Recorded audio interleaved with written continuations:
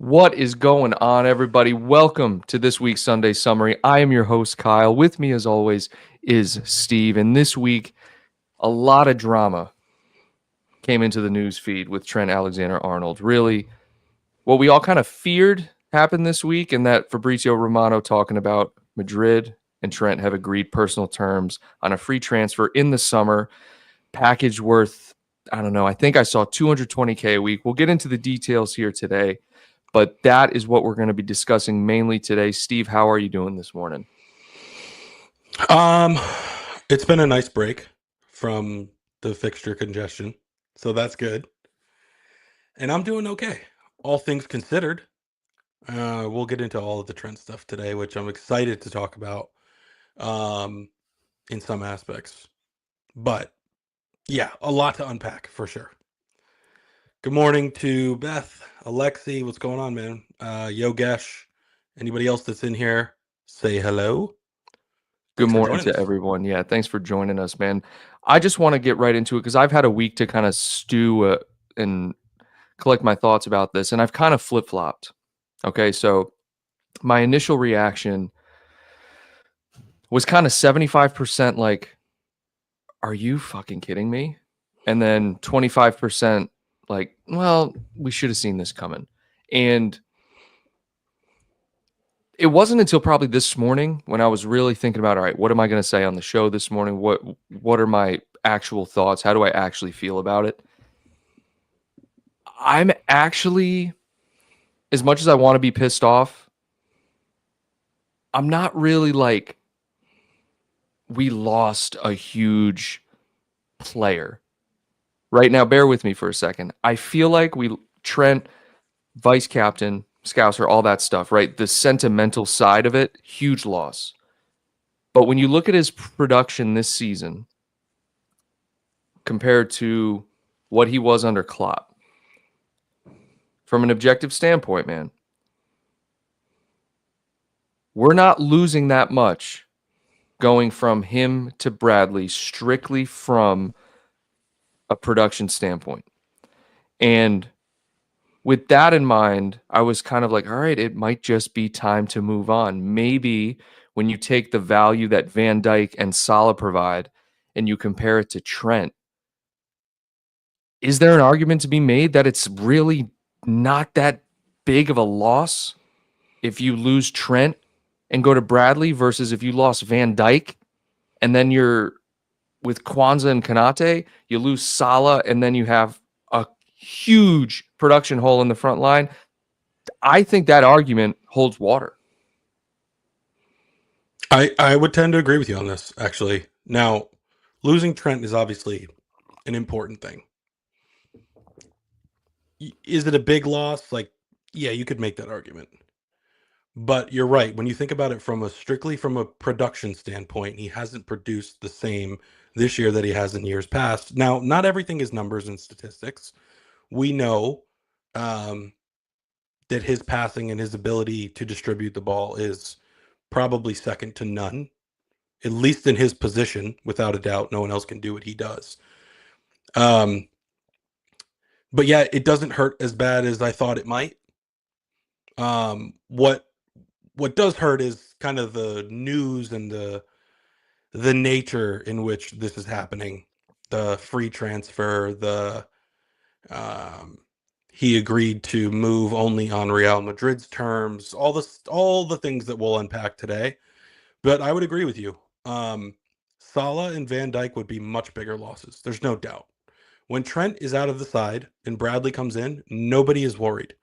I mean, I'm not personally, but if Van Dijk was out for a match, I'd be shitting my pants. If Salah picked up a knock and was out for 2 or 3 months, it would be awful. So maybe that's how they're looking at it. But at the end of the day, it doesn't seem like there's anything that the club could have done. So I don't think anybody necessarily did anything wrong here recently. I think we should have extended Trent and not let it get to the point where he's got 1 year left on his contract. That's the only thing I would have hoped would go differently. You can't let a player with a market value of anywhere from 70 to 100 million, which was more than 100 a couple of years ago, like dwindle down their contract. So I think that's really poor. But maybe he didn't want an extension. This leads me right into what you said. The report is at least that Madrid told Trent over a year ago, and this is from Fabrizio Romano, that if you want to join Madrid, it's got to be on our terms. And I'm assuming that meant on a free transfer, right? Um, Excellent strategy from Madrid. When you have that much pull on a player, like when you can gauge, all right, this guy, he wants to join us. We don't really have to coax him in. We just have to let him know, look, if you want to join, you got to let us do it our way. They got Mbappe, and if this story is true, Trent on a free transfer. That is remarkable. The pull that a club has to be able to do that. I for a second I thought, oh, did they get Bellingham on a free too? But no, they paid 100 million for Bellingham. But still, to have that amount of pull is crazy. And I think that's ultimately why Trent ran his contract down because I'm seeing a lot of stuff on social media that maybe it wasn't Trent trying to convince Jude to come to Liverpool, but rather the other way around. Jude was like, look, I'm going to Madrid. You should join me over there. And, we can speculate all day on that. But the fact remains that he didn't extend his contract. He's now free to negotiate with other clubs. And as much as I wanted to believe he wasn't going to let things play out in the media, it seems like now that the media's got a hold of this story, he's gone, bro. He's gone. I think it's legit. I honestly think he's on his way to Madrid. Well, that's the other side of this is it's not official yet. So like, And that's the title of the show deals today. Is fall he through all actually the time. going? Yeah. Yeah, I mean, deals fall through all the time. There's how many times have we seen it? Like most Tons. recently with Casado, Lavia, whoever. Deals are like at the finish line. Fakir. And then something happens. This one does feel like he's gone, though, for sure. I'm not saying I'm holding out hope by Well, any means. the main difference is in the other deals there were active contracts. So you're buying a player out of his contract. They have to have a physical and pass and all that stuff. Here, it's basically once the summer hits, he's a free agent. So even if he goes to Madrid and something happens, right, he's still free to negotiate with whoever he wants, whether that's Liverpool or wouldn't that be nuts? He has a physical for Madrid, fails the physical, or something happens at Madrid and the deal falls through. Then he's a free agent coming back to Liverpool, like, hey, can we negotiate? That would be a crazy story.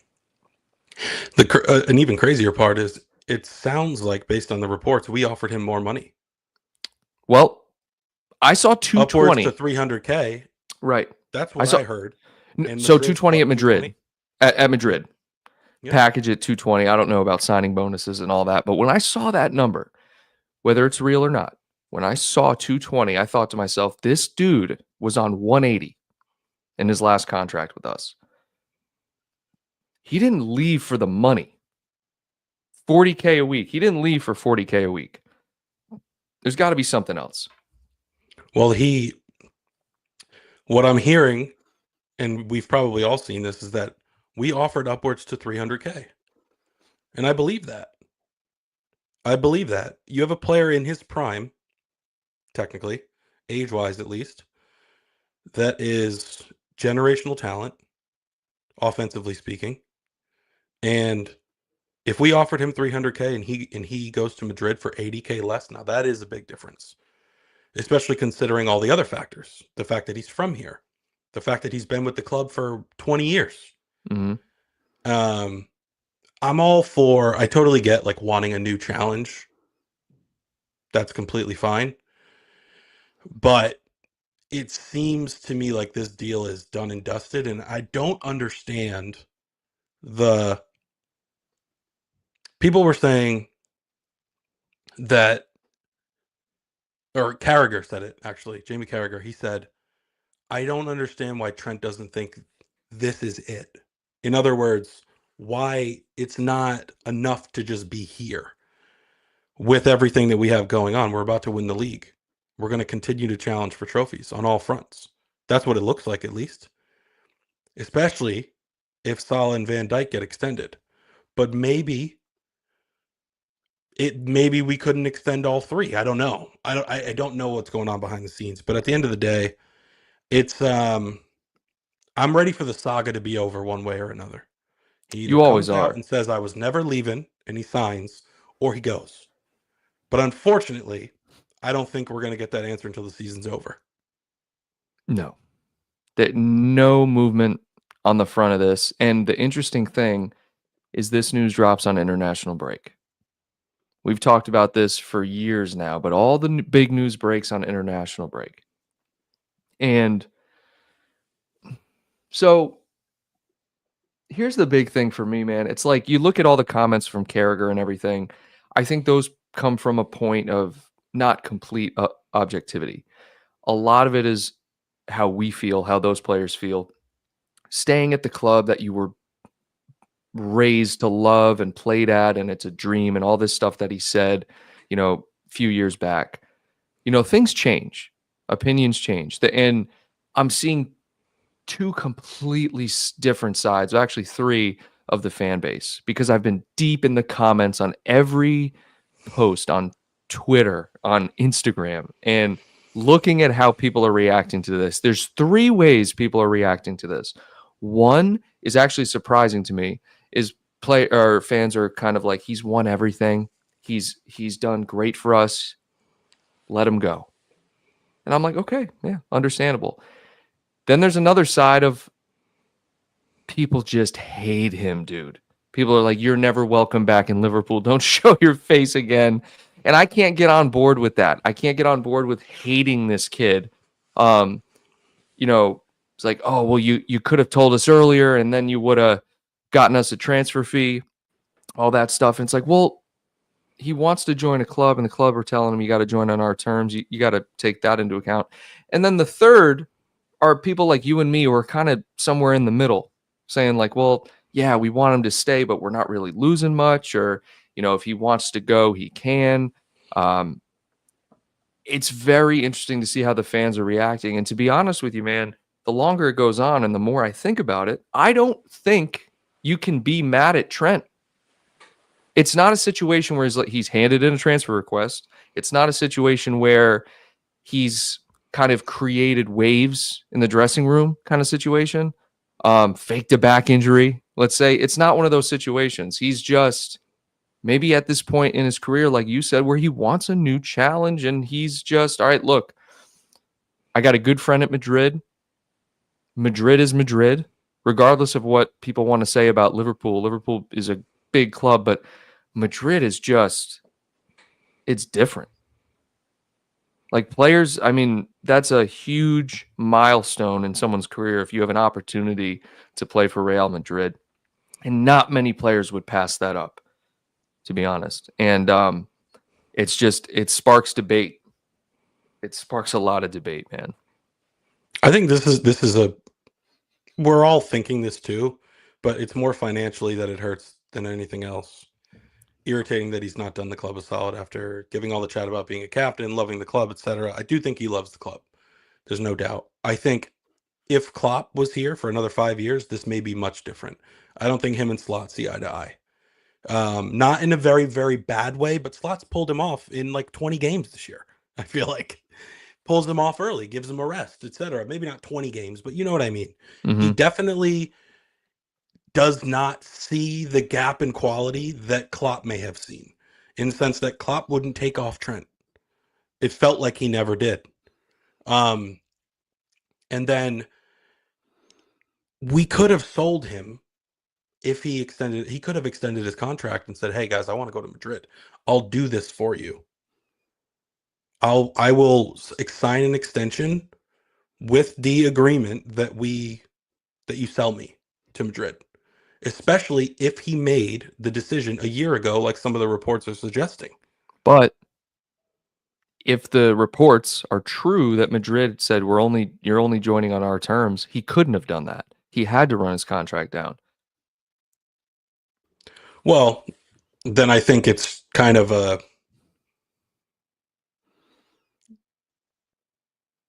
spineless move. Well, here's what I'm thinking. on the outside looking in, it's definitely a spineless move. But if you're Trent and this situation happens and you go to the board or the CEO or whoever the sporting director and say, look, this is what's going on. All right, on my side of things. I love the club, but I have this opportunity. They're telling me this. So this is what I'm planning to do. I want to extend and give the club as much financial benefit as possible from this situation, but I will lose the opportunity if I do so. So as much as it pains me to do this, I'm going to run my contract out with you guys and honor that contractual agreement, right? And then I'm going to go. If he did that behind the scenes, I'm okay with it. As the club, I'm like, you know what? You came to us, you told us, that's great. But if the club is reaching out, like trying, he's like, hey, I'm going to talk to you guys about an extension. And then all of a sudden this news comes out that he's agreed terms with Madrid, and the club are like caught with egg on their face. Like, what are we doing? We've been trying to extend with you and you're just going. That's messed up. But I'd like to believe the first option is what happened. If the first option is what happened, Kyle, I think it would have been leaked. I think we would have known about it. I don't think so, man. Before last week. Somebody's leaking that, dude. News does not stay private. It does not. Fabrizio Romano would have known. Because even if it didn't get leaked from the Liverpool side, you know it's getting leaked from the Madrid side. Not if Trent doesn't tell Madrid that he's going and talking to Liverpool. But of course he's going to tell Madrid, because otherwise they could have the assumption that he's not going to come and sign somebody else.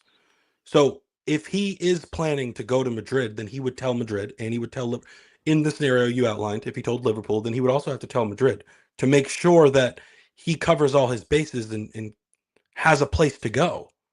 Or he makes up what he's doing on the other end, right? So he tells Madrid, hey, I'm not going to extend with Liverpool. And he's kind of plays it nonchalant, like he could have made something up. I told them a few years ago, this will be my last contract with the club. I'm just making something up. And they already know that, right? Madrid's not going to leak that. Why would Madrid? I feel like they leak everything. Well, but think about it this way, Kyle. You are a tenant and you have a landlord, and the landlord's waiting for you to say, I'm going to renew my lease or not. But down the street, you have a house that's just as nice, maybe a little bit nicer, and your friends live there. And the owner of that house says, you love this analogy, I can tell. I love this analogy. We have a spot for you. Just let us know. And then you go to your landlord and you say, hey, out of respect, I'm going to see out the rest of my lease. And then you just stop there. It makes no sense, because there's a spot for you over there that could be taken by somebody else. You are going to communicate both ways. I know, but you're going to say, look, I'm going to see out my lease. And then you go down the street and you say, hey, I'm good to go. I'm waiting until the end of this lease and then I'm coming. That's all you say. But you know, there might Somebody's be leaking that somewhere along the lines. So here's the other thing. Somewhere along the lines. What if Trent, because not everyone's like this, Trent and his agent are strict. They go to Madrid because Madrid are like, oh, we have all the power, you know, saying, look, you're going to come on our terms. And Trent, if I'm Trent, I'm coming back saying, look, I'll come on your terms, but you don't leak a damn thing to the press. If you leak anything, if anything gets out about this before I'm within the 6-month window of agreeing terms, I'm not coming. I'm signing with Liverpool. That's a power move right there, and that would motivate me to not say shit. Right, especially if you put a contractual legal document in place. Like an end. Now we're speculating here, but like, oh, this totally needs to make sense. So, and that's why we're here. We're here to speculate. Absolutely.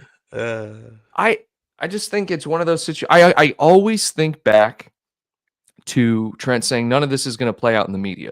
It really hasn't. It's just until now where he's within that 6-month window where he can negotiate with other clubs that all of a sudden Fabrizio comes out and he's like, yeah, Fabrizio's so like arrogant in his tweets, whether he means to be or not, but he's like, Trent has agreed terms with Madrid as reported a year ago, and then continues. He's like, yeah, I knew this before anyone else. Yeah, but that's a leak. That's a legitimate leak. That's what I'm saying. And then the other side of this is, well, Yogesh, first of all, he says maybe it's the weather. For some players, I would agree, but Trent's lived there his whole life. He's lived in Liverpool his entire life. I'm pretty sure I he's used to the weather I by feel now. like the weather thing is just like the last thing on some of If these you come players' from minds. Brazil to Liverpool, then go to Spain, maybe it's like a weather thing. But he's been Yeah, there maybe. forever. There's no doubt that's come up before. Klopp has said that maybe it's a weather thing, or Salah or Coutinho, one of them. Weather came I think it was into play Coutinho, somehow. bro. It dropped like a year after he made the move that it was like Coutinho didn't like the weather in Liverpool, which ultimately led him to go to Barcelona. I'm like, dude, the weather? What are we doing?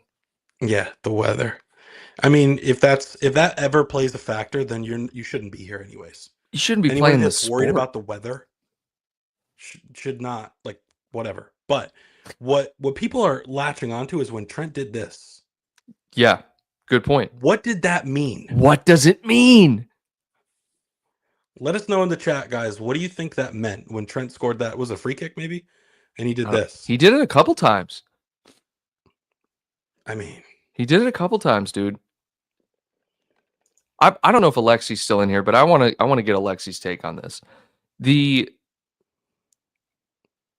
And a lot of times this doesn't happen, but there's no doubt going to be some sort of goodbye message from Trent, whether it's a video or if it's just a tweet or an Instagram post, I'm gonna be kind of pissed. I feel like when you're at a club for this long and you leave, you've got to have some level of like, I got to do right by the fans, even the ones that are pissed at me. Let me put out a personalized video or something. Like, I feel like that's got to be going through his mind, right? I'm interested to see what he says, if anything. I'll be more upset about that than the actual transfer if he just goes and doesn't say anything. He's just like, all right, thanks, Liverpool, for the best 20 years of my life. You'll never walk alone. See you later. well, What? it's like when Tom Brady first retired, he put out this long Instagram post and he didn't mention the Patriots fans. Like, people were around here were pissed about that. And then when he officially retired the second time, he did.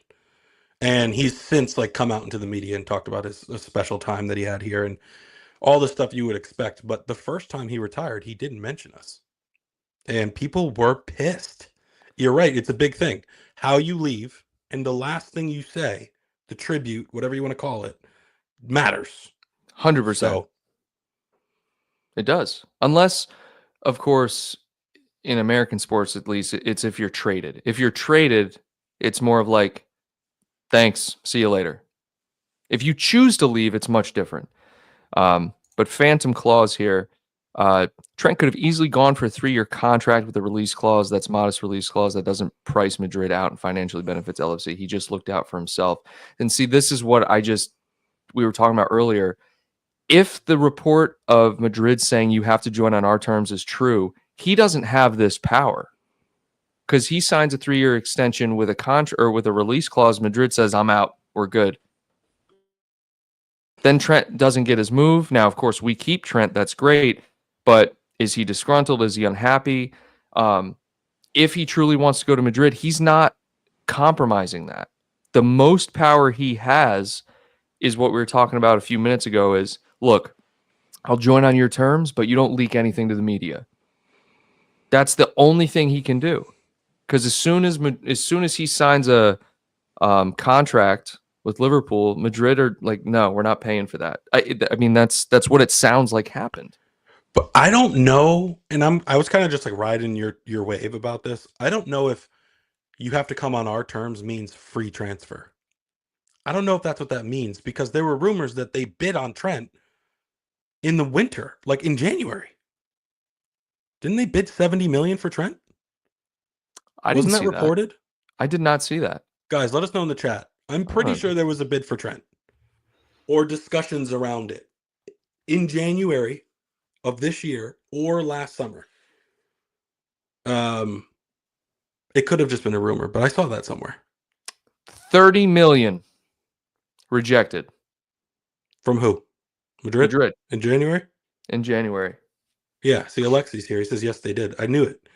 I thought it was 70 because 30 doesn't make sense. Even though he was at the end of his contract, that shows me, if they bid 70, 30, whatever, that shows me that they weren't certain that he was coming. And he didn't tell them he was coming previously. Why else would you bid? I mean, unless they're like looking at their roster for a Champions League run or La Liga this year, and I think Carvajal tore his ACL or something, and they just needed a right back. And they were like, all right, well, let's just buy him early instead of waiting. But that Damn, doesn't seem to make much sense. that's kind of crazy. I did not know that they bid for him in January. And I'm pretty sure it was much more than 30. So this is what I'm reading right now. So real quick, just for everyone, this article, those close to Trent have reportedly pointed out that Madrid had a bid of 30 million euros rejected in January. It was Liverpool who decided to turn down that sum and now are set to lose the English star on a free transfer. For this reason, the English footballer doesn't understand the criticism he's been receiving in recent hours. Liverpool was solely responsible for Arnold's free transfer to Real Madrid. So, in the face of the English club's refusal, Florentino Perez has kept his word and signed the English fullback for next season. Now the tables have turned.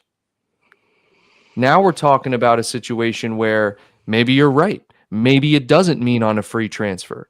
Maybe the on our terms thing, I don't know. Contractually, maybe? Pretty interesting stuff. Thank you to Liz, always supporting the channel. Thank you very much for the Nothing But Reds membership, and good morning to you. This is one of those situations, man, where Trent has kept his mouth shut, and because of that, there's been so much speculation, and stories literally just grow out of nothing. I'm reading here to see if I can find 20 to 25 million. It was I 30 thought it was million euros. 70. I thought it was 70. I don't know where I got that number from. Maybe that was last summer. I don't know. No, But maybe it either was way, Darwin's bid. Darwin's bid was like 90. Now you're talking crazy. It was 70 or 80. It was 190 million. I feel like Darwin's gonna go for 75. See you later, Darwin. Don't even make a post. See you later. All right. Yeah, 75 million. Bye-bye. Alexi says, I swear it was 72. Yeah, man. I just looked it Did up. we already shout out Liz? I think you did. Yeah, I just shouted out Liz. All right. Thanks, Liz. Darren says it was 30. Yeah. So Liverpool understandably wanted to keep Trent and guarantee trophy, so turning down the transfer offer made sense from our part. We were on top of everything. Getting rid of him was senseless. No, I agree with that 100%. You don't sell a player in the Trent in the middle of a season when you're in contention for all. That's stupid. And then, hindsight's always 2020. Fans can look back and go, oh, well, you let him leave on a free. Not necessarily. Maybe back then we were, based on now that we're looking up some of these stories here, maybe they were confident they could extend him. Maybe he hadn't told the club, hey, I'm going to join Madrid. Maybe he still hasn't. Maybe he still has. That's the X factor here. He's not gone yet. He's not gone yet. And he hasn't said a word. So, I think it would be hilarious if he signed an extension. It would be. Snuffs Madrid because he's a Scouser for life. Oh, that would be and legendary. Just makes a big deal out of it. What that if would be awesome? Oh my God, it would be awesome. That would be so satisfying to do that to Madrid. And just the arrogance that club has. Just like, ha, gotcha. The crazy thing that I saw, though, Steve, which, you read into this what you want. It really doesn't mean anything. But Sal is all of a sudden posting that video. You saw that, right? What video? It's just a video of him hanging out with Dom, Konate, and Trent. They're just all on the couch together. That's it. That's all it is. It's like a 2-second video. And some people are even saying it's old because Konate doesn't have any hair. So it's like he's not bald right now. Um, very interesting that Salah would post that because all Salah does is post shirtless selfies, and then all of a sudden So he's hanging out with Trent, Dom, and Kanate, and it's even weirder if he just pulls up an old video and posts it. yeah, I mean, he's like a cryptic social media guy. I actually don't know if he actually is, but that's how he comes across. No, he does, bro. A few years back, remember he was like time to lock in, and then he like deleted his Twitter for like 6 months. Oh Yeah, my he's god. out there. Alexi says our management's fumbling right now. That's where I'm at. Same with Saul and VVD. I feel that they are okay with winning the title this year and not the following year, so that we can rebuild. That's what I'm scared of. I'm scared that that's the truth. Like, focus on this trophy and like deal with everything else um, at a later date. I'd like to believe that it's not true though, because there are people whose sole responsibility in life is to handle these things. You'd have to imagine that they're working on it. It just stinks that we don't have any updates or solid, concrete news that we can rely on. It's all hearsay. Um, I don't see Salah leaving. I've mentioned this in the past. There's too many Premier League records that he's on the verge of. He loves playing for this club. He's got a weird agent. He does weird interviews, but I don't think he's going anywhere. And Van Dijk's the captain. Where's Van Dijk gonna go? Like, what is an upgrade? Nowhere. Like, there's been rumors of like Bayern Munich. Like, maybe And that it's crossed PSG his thing, mind, but like PSG. it was the package, but he did. The report I saw said that money is not a motivating factor, which just makes me love Van Dyke even more, man. Everything about that man, I just want to be that man. Like he's my idol. Van Dyke is my idol. And I just want to touch on this as well. So, ever since we won the Champions League, right? Every year after, we kind of kept the same team. We didn't really upgrade anything after the Champions League. Fans had a fit. They're like, look, you win the Champions League and you don't upgrade all of our rivals. They're buying players. They're always trying to get better. They're always trying to upgrade. And now that we're kind of on the cusp of a rebuild, everyone's kind of scared. And it's like, well, what do we do? What do we do?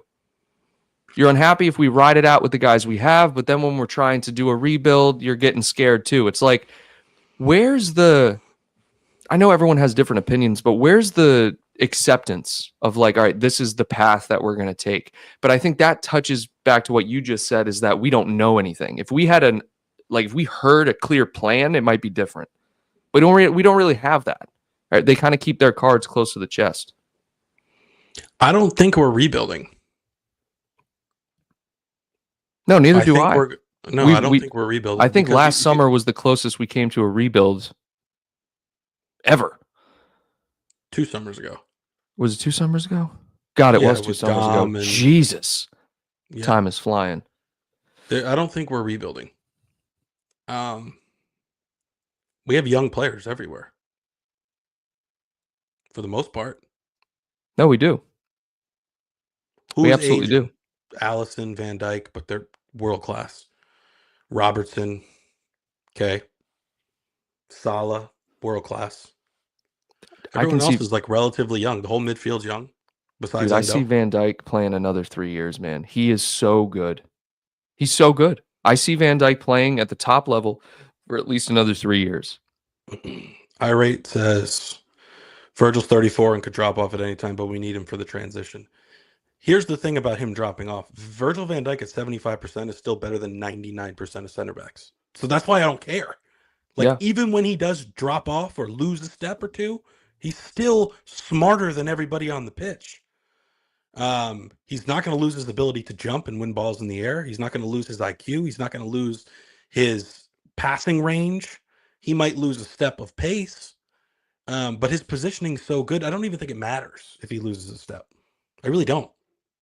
What he brings to the team is so invaluable that Van Dijk, an injured Van Dijk that's playing through an injury, is better than everybody else still. It is remarkable how good he is. His IQ places him. You said it perfectly. I don't want to add anything to that. Yogesh says Fabinho is a good example. We saw him dropping and then sold him. We need to see it first. Fabinho, I feel like, is an isolated example, man. I feel like we haven't done that. Am I missing? I'm trying to think. Have we done that in the last 10 years where we see a player declining and then sell them outside of Fabinho? The Coutinho thing was different. No, we don't sell players. We don't. That's what I'm thinking. I'm We don't realizing sell it. first team players. We don't. And if that's the model, fine. But Fabinho's just random. It's like we break even on Fabinho. Basically sold him for what we bought him for. Yeah, I mean, you get an offer Hendo's for one. Fabinho like 7 years later for the same amount. You let it go, and he wasn't. Fabinho to me was a big part of what we did, but I never really looked at him like, oh, he's got a crazy high allegiance to Liverpool. You know? No, of course not. Like, oh, like he's a Red for life. Like I never really got that feeling with him. I loved him, don't get me wrong. But I think about like Hendo, Milner, those guys. I feel like him and Wijnaldum kind of fall into the same bucket. I could see that for sure. Pieces to the puzzle, but not like integral necessarily. And not actually, I was going to say we didn't panic when we lost them, but when we lost Wijnaldum, people were shitting themselves for a year. You never replaced Genie. Where's Genie's replacement? How many times did we talk about that? Genie Every day. Wijnaldum. Every day. Now, if you sold McAllister right now, then that type of talk is like warranted. But looking back, it's like I don't know if we needed to replace him. We needed bodies, but we didn't need to replace like necessarily what he brought. No, dude, Wijnaldum was a great player, but it's just crazy to think about. I'll put Curtis Jones in the same type of player that Wijnaldum is, with maybe a little bit more attacking IQ. But in terms of ball retention, that's what Wijnaldum brought: pressing, ball retention, and stability. Kind of the same thing. I think they're the same exact player. I just think Curtis has more finesse, more creativity. Yep. I couldn't agree more. I think they're very, very, very similar players, if not the same player. And I still love Curtis Jones. James freaking Milner. Yeah, how's he doing, man? What's he up to? Is he's still playing? He's got to be. He's a legend. Let's take a look. He's still out in Brighton, right? Yeah, as far as I know. So, moving forward, you're talking about integral players. With Salah and Van Dijk, those contracts being extended, I think that is crucial. I think you have two players, like you said, that Salah's chasing a lot of records in the Premier League, and you have Van Dijk, who is I just think he's just mentally and physically above, or different. Let's just say different from everyone else. Like, he understands, look, I am this defense, right? I'm winning things here, and I'm comfortable. There's an argument to be made for being comfortable and success as an athlete. If you change your environment, you change your teammates, you change chemistry, things happen, right? You're not playing the same. There's a definite argument to be made there, especially in a team sport, even in individual sports too. But it's more of a psychological thing. I think he understands that. I think he knows, like, look, I've been playing at the top of my potential for 8 straight seasons. 7. Like, I'm not going anywhere. I'm staying here.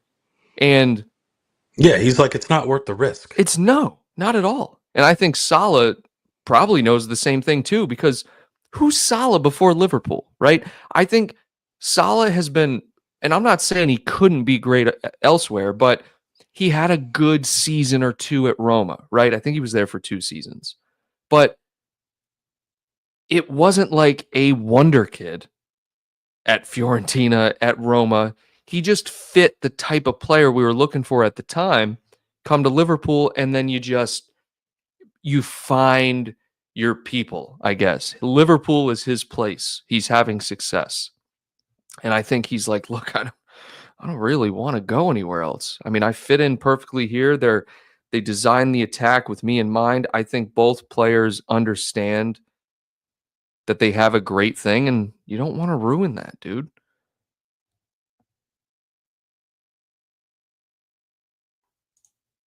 If they were money hungry, they would have left already.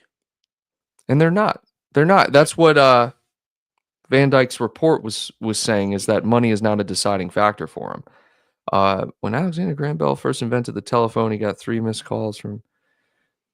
Do you get this James one, Milner Steve? has played 3 times in the Premier League this season. I don't know if he's been hurt or what, but I feel like he's definitely been hurt. What's Lallana doing? Lallana's still playing, right? I think so. Oh, that's crazy. So you have 2 players that are extending, and then the thing that really got me thinking about that Trent, you can believe the story, is the fact that Liverpool are looking to extend Connor Bradley. Rightly so. I mean, I think they should extend Bradley as well.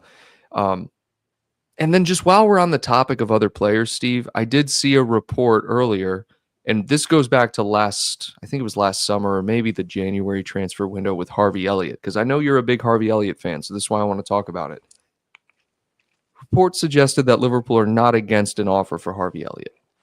What are your initial thoughts on hearing that? That was Melissa Reddy who broke that. Exactly. And Yep. she's legit. So a little surprised, but also not so surprised, because he hasn't become the player that we want him to be, and I think it's just because of the quality that we have in the squad.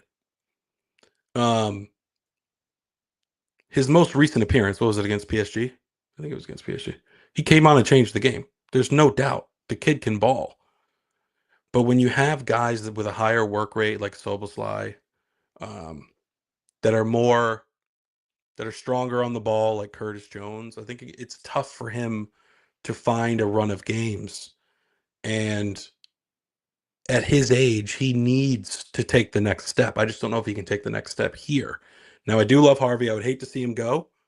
And I would hope that they could get a big chunk for him. 50 million. You took the words out of my mouth. 50 is the number I'd be looking for if you sell Harvey Elliott.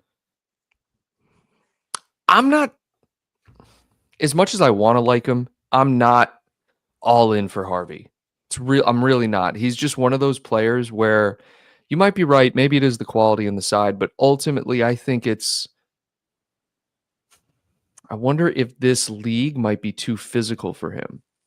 Like the physicality required for the Premier League, whether it's speed, whether it is actual strength and physicality. Maybe he thrives in a more technical, maybe more tactical league.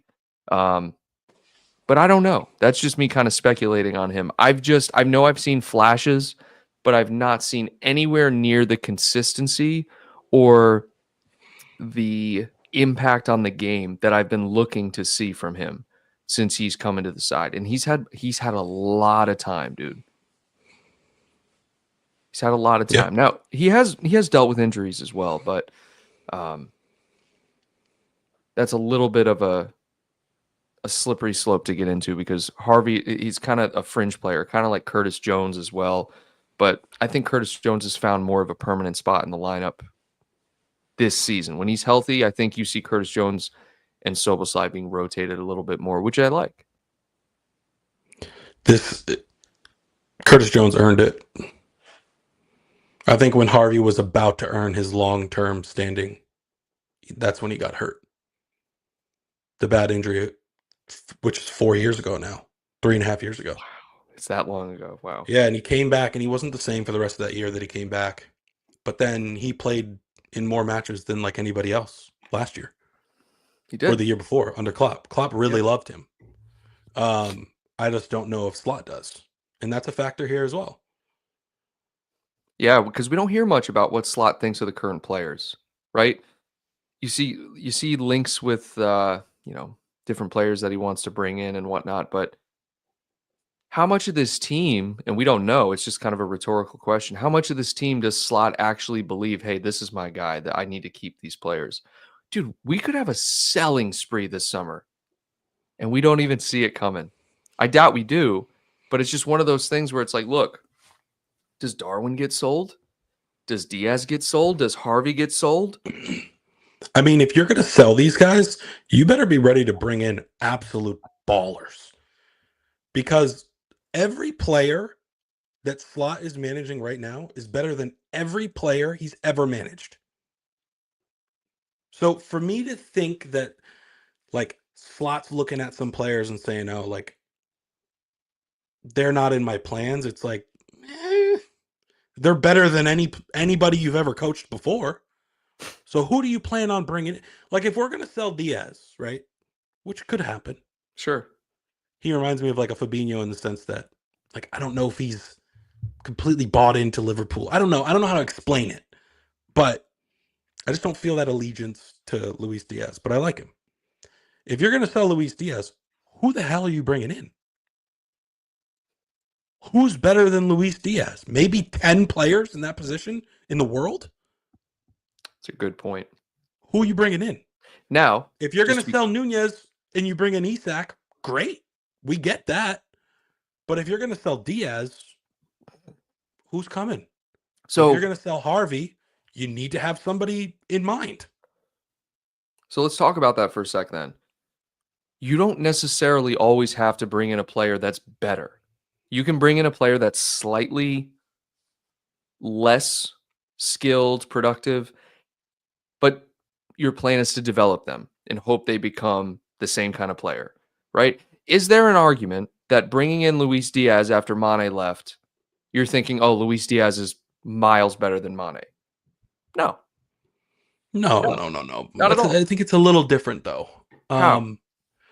I agree with you. You're right. You don't have to bring in somebody better, but you have to replace the majority of their skill talent. Like, we can't sell Luis Diaz and get a kid that's 20 that we're going to develop for 3 years.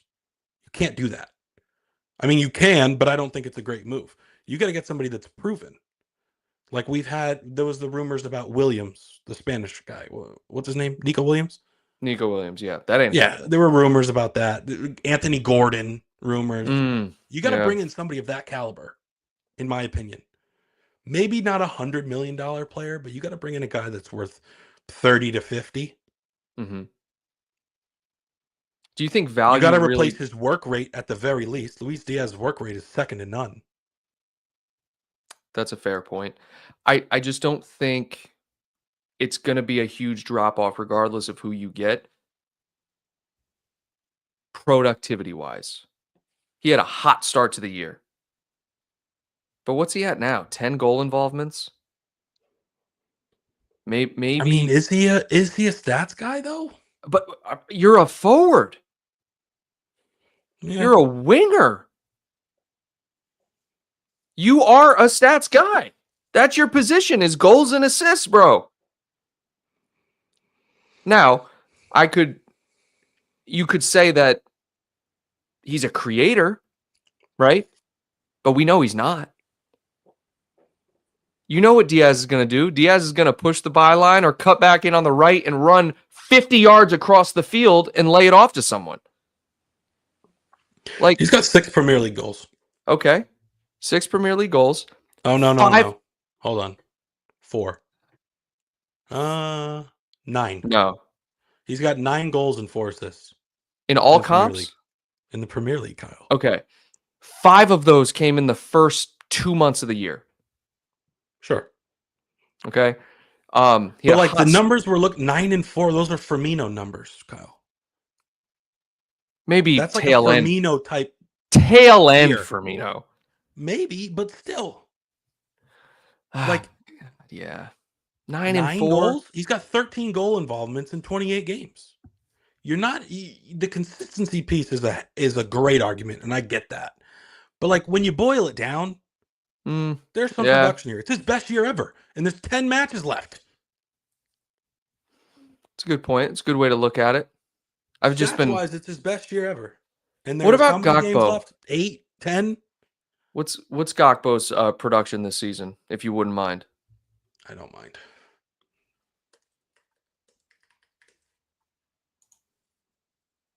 And 8 and 3.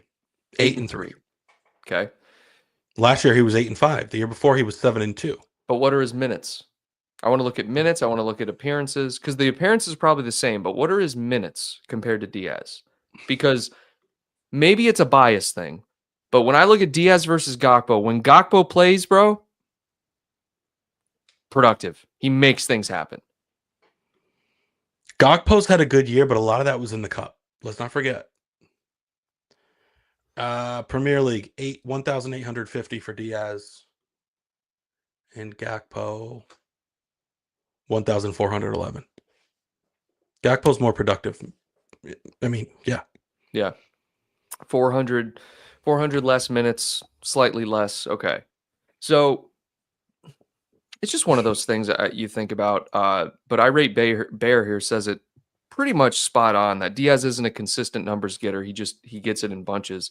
He had such a hot start to the year that I was like, is this the Diaz we were waiting for? Is this the guy that we've been so critical of over the last 2 seasons? He can't finish. And he starts out hot and then he's freezing cold for like months on end. And this will be his best year. Yeah. He'll finish. This will be his best year. Yeah. So back to the original topic was that replacing Diaz. Off the top of your head, is there anybody who you would think, because I know you said better, is there anyone that's realistic who you think would be better that's not Anthony Gordon?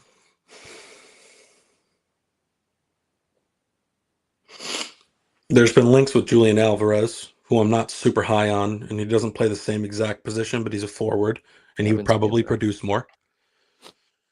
I don't know. That's the question. That's what I'm posing here. I don't know. So it's like he's been linked with Barcelona since he got to Liverpool, and it's just like it's not happening. So, well, think about like other guys that are similar. Doku, what's he providing? Nothing. Jack Grealish, nothing. Oh, These are left wingers from one team. I don't even want you to mention Jack Grealish. Jack Grealish is an awful comparison. Doku is a good comparison because they're very, very similar players. You could argue Doku and Mane very similar, but Doku's not as productive as Mane was, but Doku's different. He's got an X factor, man. He does, but let's think about like other people that have taken a similar journey to Luis Diaz and how they compare. Okay, so Doku is a good example. I'm taking Diaz over Doku. Grealish, I'm taking Diaz over Grealish. Sancho comes to the Premier League, plays left wing. I'm taking Diaz. Mudryk, I'm taking Diaz. Who else do we got, Kyle? I mean, Rashford. Sterling, Martinelli, Rashford. Martinelli, yes. All great examples. There's my point. That's my point. Well, I'm done. That's my point. Son's different, though. No, you're right. You're absolutely right. Maybe you don't need that level of productivity, right? Maybe you just need a guy that's a little bit of a game changer or an X factor or has the intangibles. And maybe Luis Diaz provides that. Diaz has more goals than Anthony Gordon. How many minutes has Anthony Gordon played? I feel like he's been injured. More. He's played 300 more. Wow. Okay. Very interesting.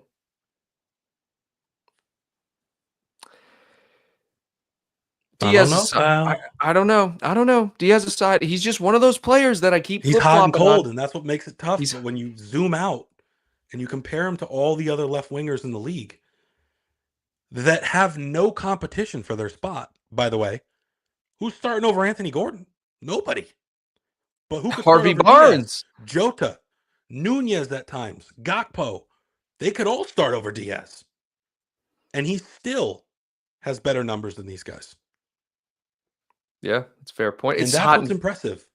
It's hot and cold, man. It's so hot and cold with him. I just can't make up my mind on him. But I'll tell you one thing. He's way more consistent and I guess you could say, a better finisher than he was last year, at least on the eye test. The only person that I'm set in stone on, I don't care how well he does the rest of the year, is Nunez. Nunez, you got to go. Semenyo, I like this take from Razor Lap. And the first time I saw Semenyo play for Bournemouth, I was like, this guy's good. He's Yeah, one of he's those good. players, when I see him, I'm like, this guy's really, really good. So good take there. Luis Diaz is, according to Transfermarkt, he is a number 10 in terms of value in the league. Of any position? Any position. Interesting. What's his value at? What, 75? 85. 85. McAllister's 90. McAllister. And then you God. got the guys above him, the Odegaard, Isak, Palmer, Foden, Rodri, Saka, Holland. Those sorts of Cody players, yeah. Gakpo's is 70. But that Anthony doesn't Gordon's is surprise me. 65. Yeah.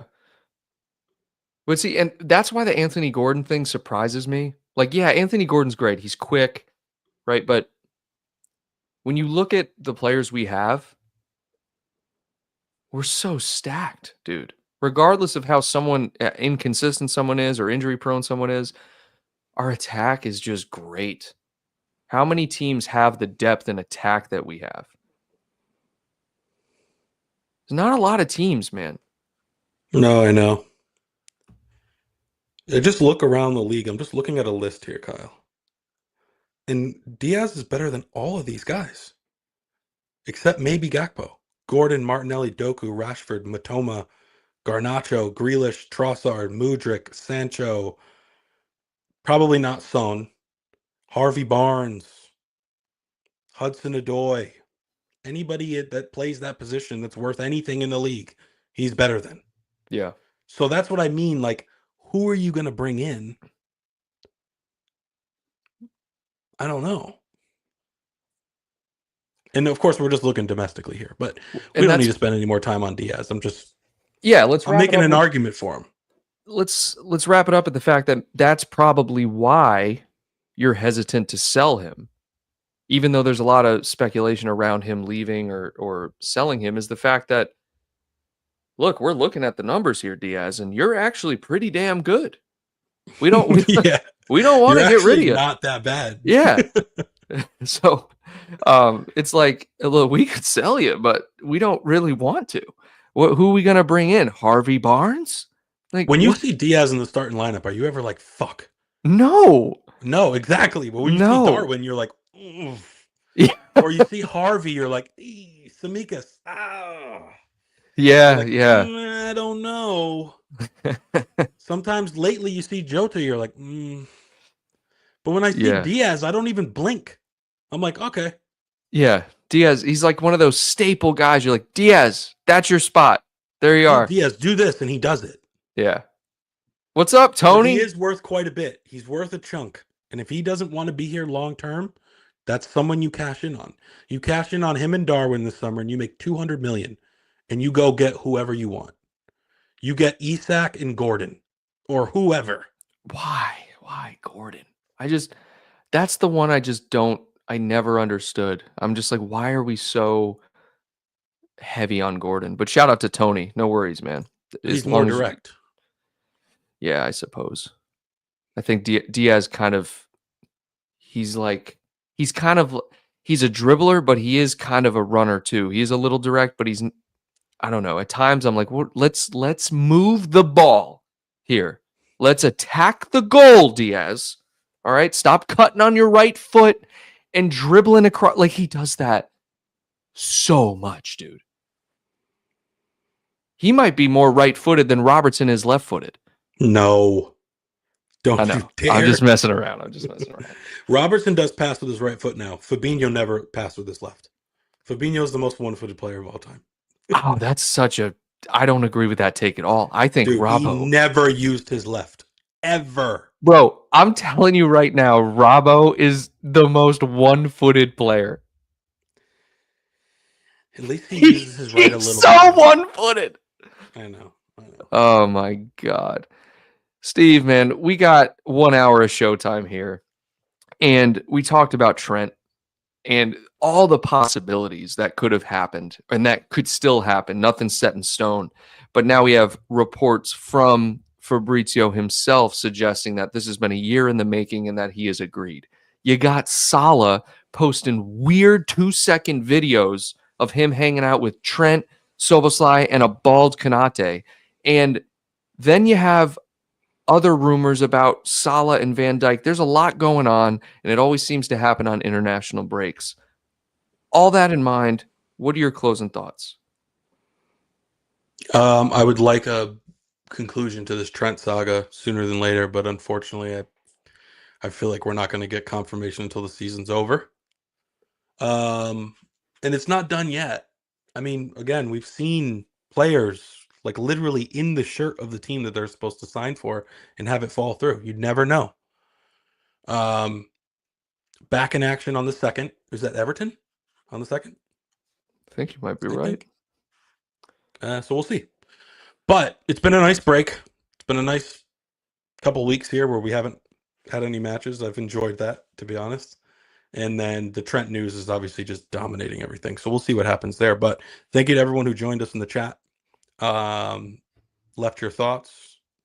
Thank you to Liz. Happy Mother's Day to Tony, Tony's crew over there. And yeah, that's all I got.